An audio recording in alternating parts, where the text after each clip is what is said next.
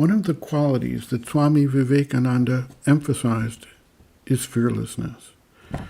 We may wonder why courage and fearlessness are such important elements in our lives if we live a relatively safe external life and don't engage in extremely risky behavior.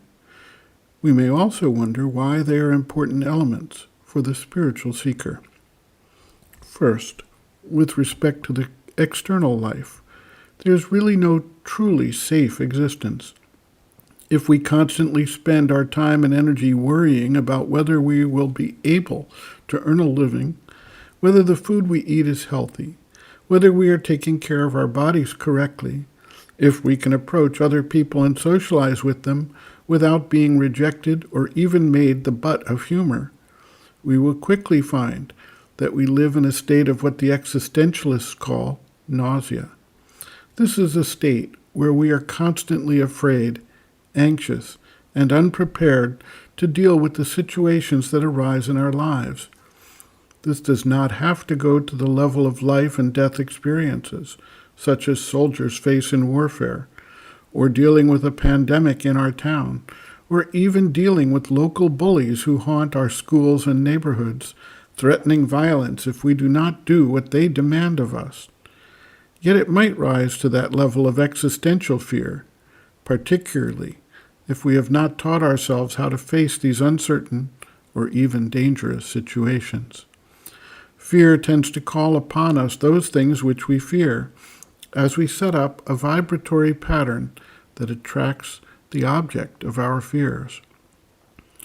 With respect to the spiritual seeker, many people believe that meditation, deep contemplation, inward spiritual focus cannot be a cause of fear, and therefore they cannot appreciate why courage is a desired and even a required element in the spiritual practice.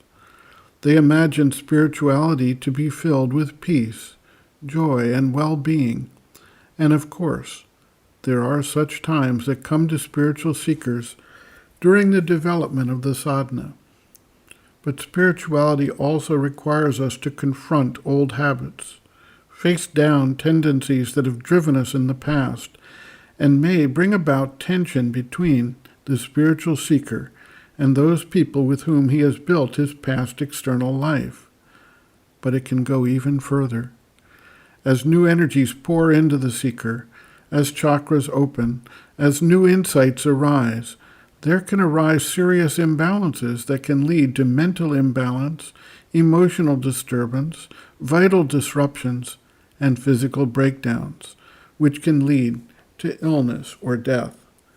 It is one reason that the guidance of an experienced teacher is highly recommended, so that the seeker can more or less safely traverse the inner landscape and find some kind of balance at each stage.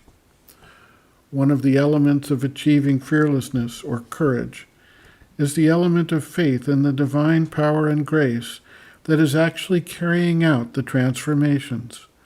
The more we can accept that they are working for the long-term result we aspire for, and are there to provide us guidance, support, and protection, the easier it is to develop the kind of fearless attitude needed. Sri Aurobindo observes, quote, "Faith and courage are the true attitude to keep in life and work always, and in this spiritual experience also. In moments of trial, faith in the divine protection and the call for that protection. At all times, the faith that what the divine wills is the best." End quote. Reference, Sri Aurobindo and the Mother, Looking from Within, Chapter 5, Attitudes on the Path, page 131.